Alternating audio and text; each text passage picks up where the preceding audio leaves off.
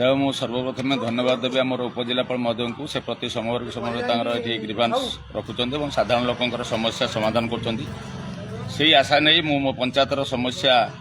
जनवाई आसती मो 4टी समस्या मुख्यतः नहीं आसी गोटे हूँ आमर बीजेपीओ बा विकसित गाँ विकसित ओडिशा सरकार कार्यक्रम जोटा कि बर्तमान ओडिशा सरकार टॉप लेवल कार्यक्रम से ये आमर रास्ता को गोटे अनुदान आसाला किंतु किसी व्यक्ति से रास्ता को जबरदस्त बाड़ जो से बर्तमान कंक्रीट रास्ता जो काम आरंभ बेलू से अधा रास्ता बुझुं ये हूँ प्रथम कथा। द्वितीय कथा आंभ ग्रामर सुधांशु चरण राउत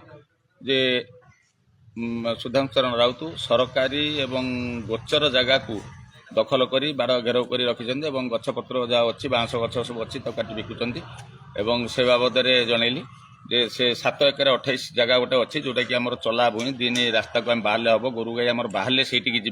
गोरु गाई मैंने चरी पाना अकुपाय अकुपाय कर रखिंट तार चिन्हट प्रक्रिया कहली। तापर तृतीय कथा जे आम ग्रामर माँ बढ़ाई ठाकुराणी जमी जहाँ को जे श्रीपति चरण राउत निज नाम पटा कर नहीं घर कर से बाबद अभियोग जनाई आज पुनर्बार आउ थे जनइली और तार तदंत करने सार कहले। तापर आम जावासवा रास्तार प्रतिदिन रास्तार एक माने सरकार रास्ता मझीरे गोटे विराट बड़ चौरा गोटे विराट बड़ पत्थर थुआई ए बाबद जनइली जहाँ मो सारंकर संतोषजन उत्तर एवं से यापर एक्शन नेबे बोली एवं जनसाधारण कि सुविधा हम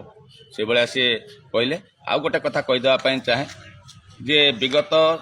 किसी लोक से सुधांशु राउत निजे आसी सब कलेक्टर पाखे जे बंचो सरपंच ना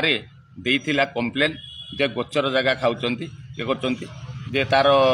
माने तदंत कहीं हलानी मु तार उत्तर कहूँ ये सब मिथ्या सी जेहेतु ठाकुर जगह को निज नाम करके घर कर पत्थर थौंट गोचर जगह दखल कर बगायत 20 एकर पाखापाखि दखल कर मुझे कंप्लेन कली बोली से मनार करदी भी मु स्वागत करुच्छी से व्यक्ति के निमंत्रण करुच्छी से माने सांगरे जातु जोठी जदि सरपंच गोचर जगह खाई खोलीदेले मुझे क्षतिपूरण देवी और से सहयोग करी साधुवाद जनइबी जहाँ से मो गाँव जड़े भल लोक जे मिछरे कंप्लेन दबाटा ये नुहे निजको सुधारी नवा दरकार एवं निजे सफाई जा दरकार। मु चाहूँगी उपजिलापाल महोदय मो नार जो कंप्लेन है तार तुरंत पदक्षेप नियंतु जदि मोर कौटी अच्छे आईन अनुजाई मत दंडित करंतु।